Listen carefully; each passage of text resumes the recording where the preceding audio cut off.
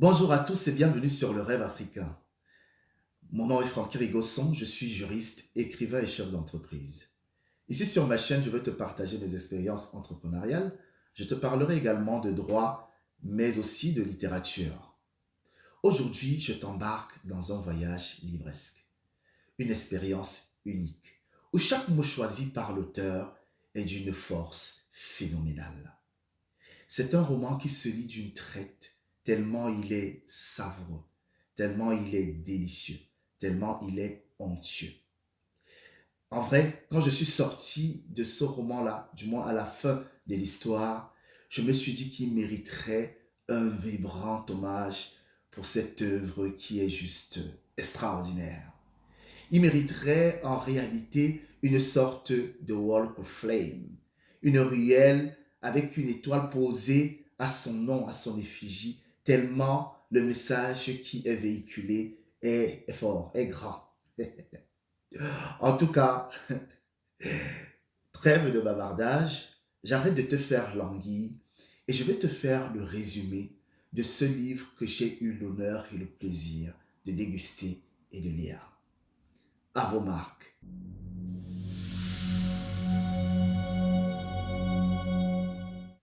Le livre a été écrit par Ferdinand Oyono. Ferdinand Oyono qui est décédé en 2010 fort malheureusement. Il était un homme de lettres, mais également un diplomate.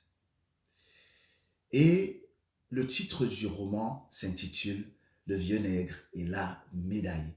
C'est un titre évocateur, n'est-ce pas? Ce qui est marquant dans le roman, c'est les personnages. Les personnages sont aussi attachants que parfois dédaigneux. Et moi, celui qui m'a marqué dans le roman, c'est Meka, c'est le vieux Meka. Meka, si tu veux, c'est en fait le protagoniste, avec son épouse Kelara. Mais ils ne sont pas les seuls protagonistes, il y a également Gosier d'Oiseau. C'est un petit nom que les indigènes, en fait les villageois, ont voulu donner au commandant français qui, qui joue un peu le rôle de police et de gendarme dans ce village qui est pourtant détenu par... qui était détenu, qui n'est plus, mais qui était détenu en réalité par les indigènes, par les autochtones, par les villageois. Il y a également un Gamba qui joue un rôle incroyable là-dedans. Il y a un Ti qui joue un rôle magnifique. Il y a Mama Titi qui joue un rôle important. Mama Titi, c'est la dame qui reçoit tous les gens, les indigènes du village qui viennent se regrouper, se réunir là pour boire du harki. C'est un vin délicieux camerounais que je vous invite à y goûter si un jour vous en avez l'occasion. À côté, il y a également du bon matambo, c'est un vin blanc extrait comme ça là, des plantes, d'un arbre, je ne sais plus, je ne m'en rappelle plus, parce que ça fait longtemps, mais c'est extrêmement onctueux aussi, ce vin-là. En tout cas, il y a beaucoup de personnages comme ça qui sont touchants, et il y a également De Gaulle. De Gaulle, c'est un petit garçon qui va jouer un rôle non négligeant, en fait, dans cette histoire-là. L'auteur insiste sur le nom de Gaulle parce qu'il veut montrer qu'au lendemain de la Deuxième Guerre mondiale, dans ce village-là, à Doum, les filles comme les garçons portaient le prénom de Gaulle. De Gaulle qui fait donc penser au général de Gaulle français. Alors, l'histoire commence par une convocation. Mais quelle est donc cette convocation et qui, surtout, est à l'origine de cette convocation-là? C'est ce qu'on se prépare à découvrir. Gosier d'Oiseau est à l'origine de cette convocation. Une convocation qui va semer la peur et la panique dans le cœur des Vema. Les Vema, en fait, ce sont les ressortissants du village d'Oum. Et cette peur sera davantage ancrée dans le cœur de Meka, qui est le principal concerné de la plainte, et sa femme Kelara. Disons qu'ils vont passer une nuit terrible, une nuit de peur, d'effroi, de doute, parce qu'en fait, quand Gosier d'Oiseau, qui est le commandant de Doum, t'interpelle, c'est soit pour te punir, soit alors pour t'enfermer, soit pour être battu, parfois même à mort. Et certains ne sont plus jamais rentrés chez eux. Donc, en fait, c'est une panique. Les gens ont peur. On se demande pourquoi on a convoqué, en fait, Meka, qui finalement est comme, c'est une figure emblématique, en fait, du village. Il fait partie, c'est un vieillard, c'est un ancien. Et on sait qu'en Afrique, en fait, il y a le respect de l'ancien, le respect du vieillard. Bref, tout le village est en panique jusqu'au lendemain matin où Meka va donc se rendre chez Gosier d'Oiseau sous le regard inquiet du reste de sa famille, donc des villageois qui le voient partir, mais aussi et surtout de son épouse qui l'aime d'un amour formidable.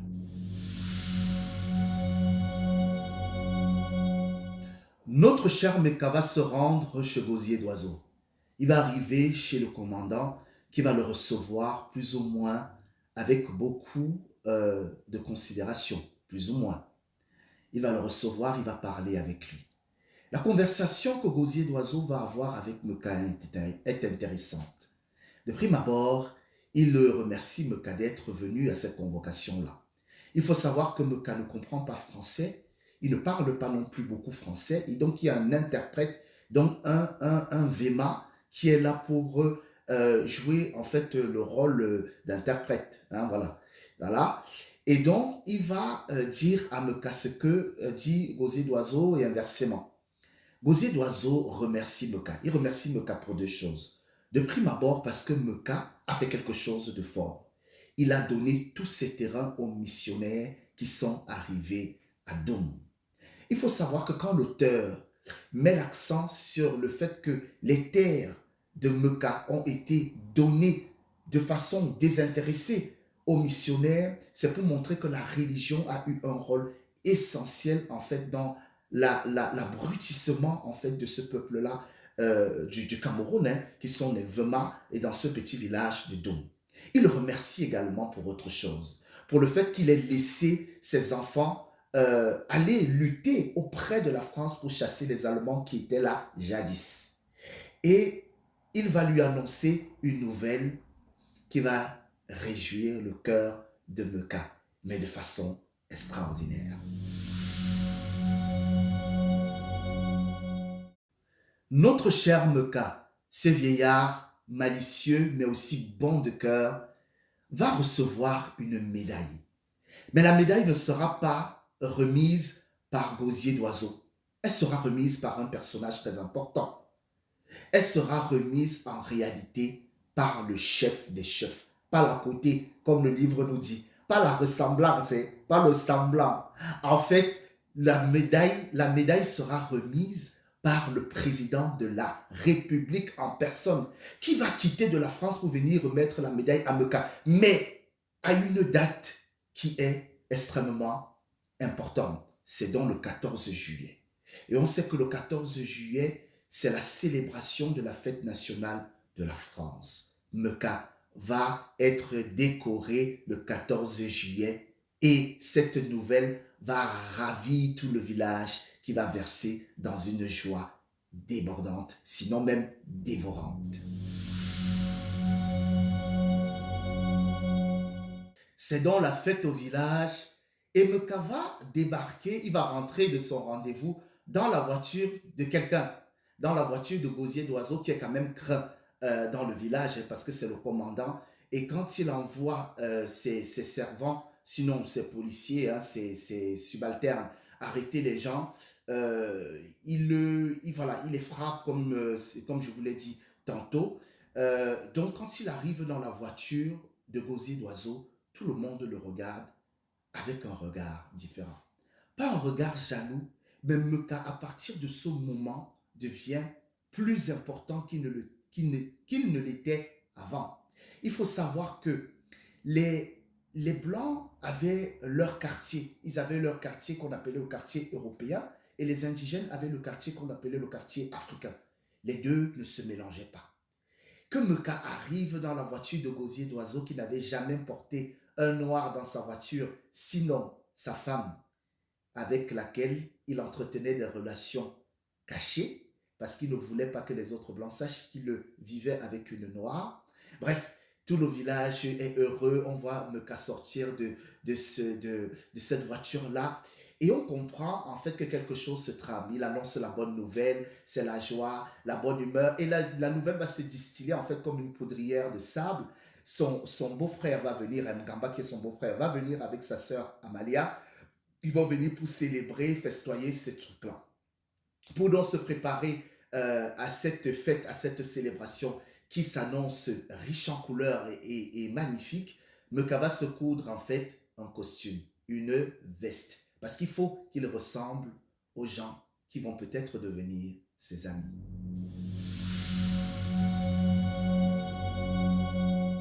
Le livre raconte donc l'histoire, la partie du moins où Meka va partir chez le couturier pour se faire coudre en fait la veste. Le couturier va lui parler en fait d'un costume Zazu, c'est des gros costumes. Finalement, Meka au début n'est pas emballé, il ne connaît pas de quoi il s'agit. Il est habitué à porter ses petits pagnes autour de sa taille. Bref, il n'est pas habitué à porter ces costumes-là, mais il fait quand même confiance tant bien que mal hein, qu'à un cas à ce couturier-là et il accepte alors ce costume Zazu dans le gros costume. Il rentre à la maison, il présente le fameux costume à l'assemblée qui se met à rire parce que le costume est trop gros. Enfin bref, sa femme Kelara n'aime pas, mais elle ajuste quand même pour son mari. Finalement aussi, il va acheter une chaussure pour préparer l'occasion. Hein. Mais le problème avec Meka, c'est que Meka a toujours marché pieds nus. Et donc, il a l'orteil rebelle. Il a des orteils qui sont rebelles, qui sont difficiles. Ils entrent difficilement dans la chaussure. Il essaie donc comment faire.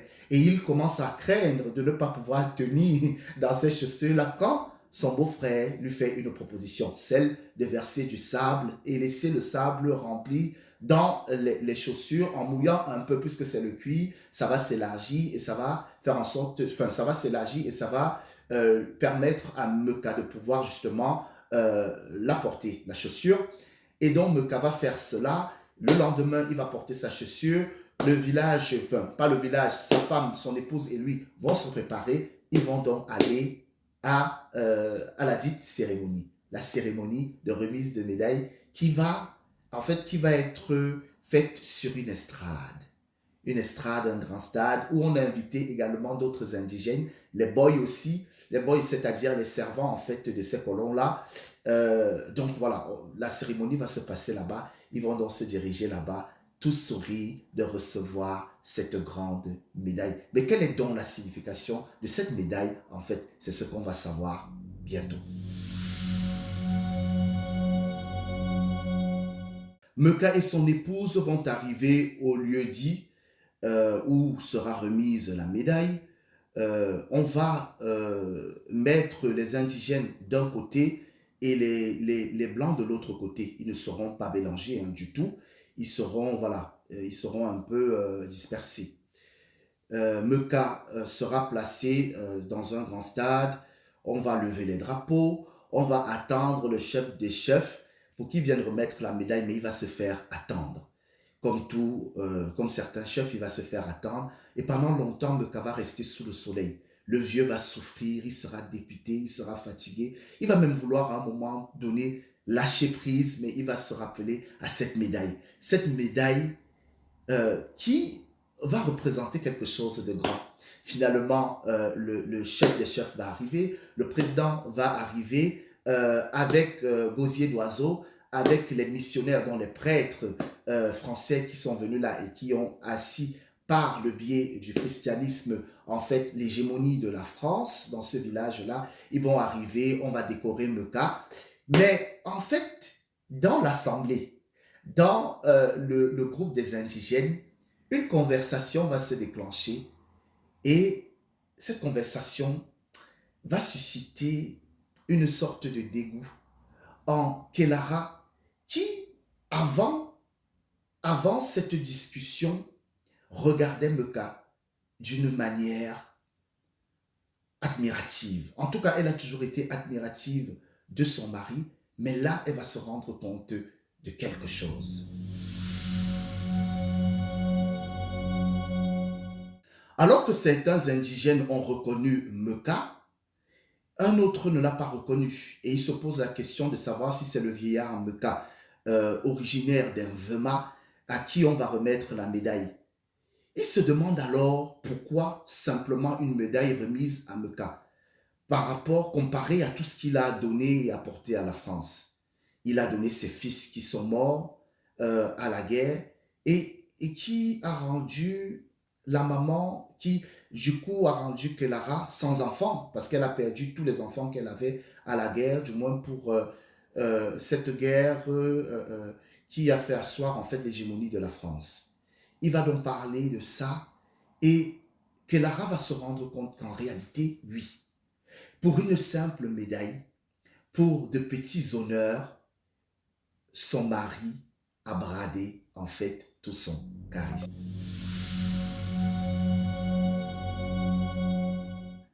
Kelara va sortir en fait de cette foule en pleurs. Elle se rend compte que son mari a vendu leurs enfants pour une simple médaille. Une médaille qui pour elle ne veut plus rien dire. Elle va rentrer au village désaxée, désarçonnée et désillusionnée surtout.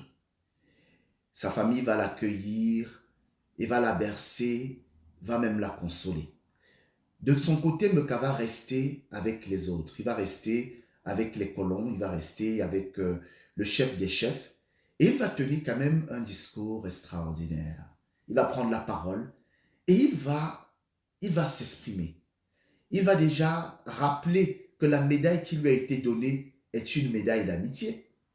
Et que ça signifie que maintenant, les deux clans, c'est-à-dire le clan des indigènes et le clan des blancs, doivent pouvoir se réunir ensemble pour manger et donc partager un plat, puisqu'ils sont des amis et donc plus qu'une famille. Parce qu'il faut savoir, et c'est là où c'est important, l'auteur met l'accent sur la sacralisation en fait de l'amitié par l'Africain.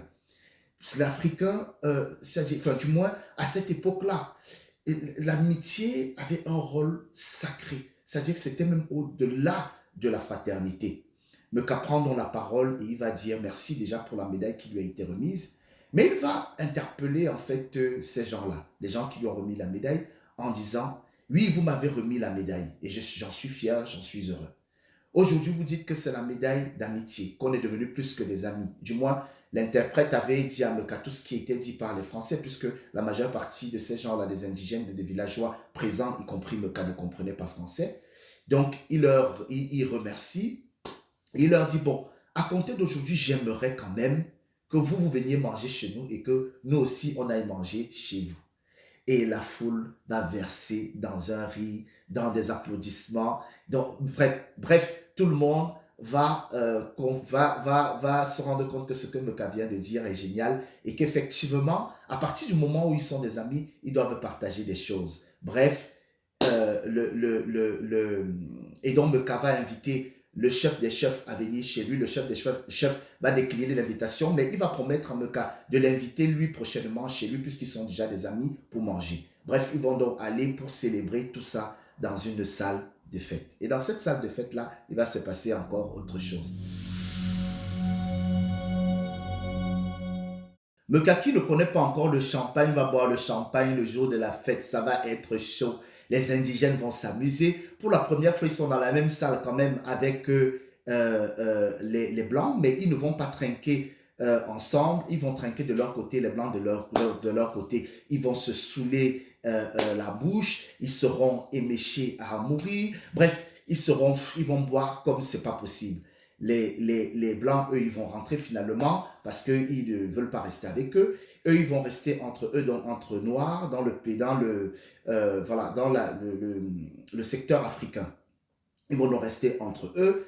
Et ce qui va se passer après aussi intéressant, c'est-à-dire qu'il va tomber une pluie diluvienne qui va donc chasser les autres. Mais c'est pas forcément la pluie qui va les chasser, pardon. C'est en fait les policiers qui vont arriver, qui vont les chasser parce qu'ils faisaient déjà un brouhaha, un tapage pas possible dans la salle dont les policiers vont venir envoyer par gosier d'oiseau, lui-même qui sera même présent sur les lieux, on va les chasser. Mais en fait, quand ils vont partir, ils vont oublier le vieux Mecca qui est déjà tellement saoul qu'il se retrouve en fait par terre. Personne ne le voit, on ne le remarque. Ils vont s'en aller, ils vont partir en le laissant là. Le lendemain matin, notre cher Mecca se réveille, désillusionné parce que tout le monde est déjà parti. Il cherche son chemin Il veut rentrer à la maison. Quand il est interpellé par les policiers qui lui demandent ce qu'il fait là, on l'arrête parce que les Noirs n'ont pas le droit de marcher dans le quartier européen, de se retrouver là. Et Meka explique en fait qu'il était venu pour prendre pour une remise de médaille, qu'il est l'ami de Gosier d'Oiseau, qui est un homme, l'homme le plus important de Doum. Et c'est quand même terrible qu'il soit l'homme le plus important, sachant que c'est le village de Meka. Il fait partie d'un Vema, des hommes soleil, des hommes forts, des hommes pitons. Bref, des hommes magnifiques. Bref, et c'est comme ça qu'on arrête Meka. On va le mettre en cellule, on va le rouer de coups. Il sera vraiment ridiculisé. Meka va être étonné que ses propres frères le frappent au détriment en fait de Gosier d'Oiseau, qui lui est un Français. Il sera député, mais bref, on va le foutre en cellule et il va leur dire, ah, vous verrez quand le chef saura qu'on m'a arrêté et que vous avez fait ce que vous avez fait avec moi, il va vous congédier, il va vous frapper. Meka est sûr en fait que Gosier d'Oiseau va le défendre. Et quand Gosier d'Oiseau va venir le lendemain, il va poser un acte fort interpellateur.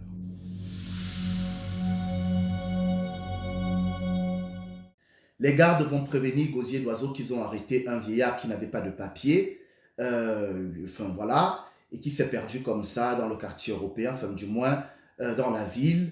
Et on va ramener à Gosier d'Oiseau Meka qui reconnaît Gosier d'Oiseau, mais Gosier d'Oiseau ne le reconnaîtra pas. Et il va faire pire. Quand il va voir Meka, il va se rapprocher de lui et il va lui cracher sur la figure. Meka, à ce moment, se sent ridicule. Il se sent ridiculisé. Il se sent mal. Lui qui a reçu une médaille à la veille, lui qui a été considéré comme l'ami des Blancs et dont l'ami de Gosier d'Oiseau la veille, est devenu une simple personne. J'ai oublié un détail.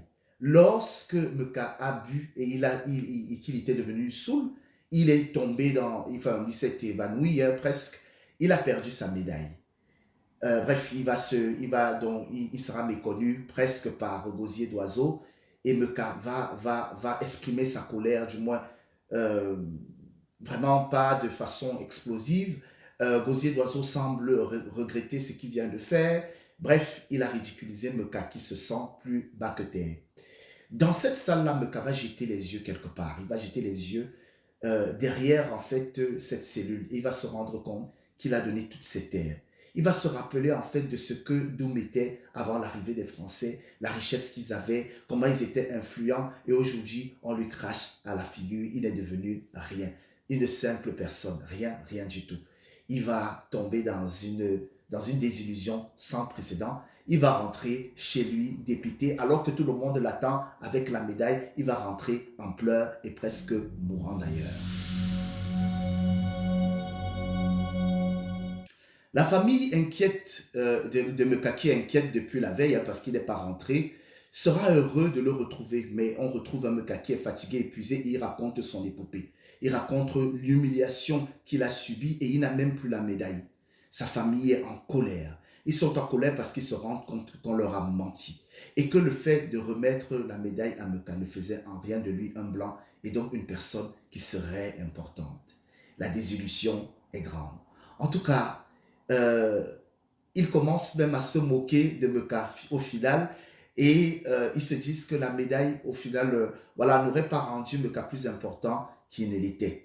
Mais cette histoire est puissante et le message est fort. Je me suis posé la question de savoir si aujourd'hui encore on ne court pas derrière cette médaille de l'amitié qui aurait tendance à nous faire devenir de personnes grandes simplement parce qu'on aurait l'aval ou bien le regard d'autres personnes, voilà, des Occidentaux. Bref, c'est des questions comme ça qu'on se pose au sortir de cette lecture. En tout cas, j'ai adoré vous raconter cette histoire. Dites-moi dans les commentaires si vous l'avez déjà lu.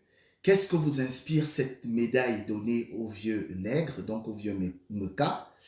Et si en fait vous aimez ce format de vidéo, si vous aimez des vidéos où je vous raconte des petites histoires littéraires. En tout cas, j'ai pris un énorme plaisir et je vous donne rendez-vous pour de prochains épisodes que j'espère croustillants. D'ici à là, je vous souhaite une bonne journée. Portez-vous Bien. Des cœurs.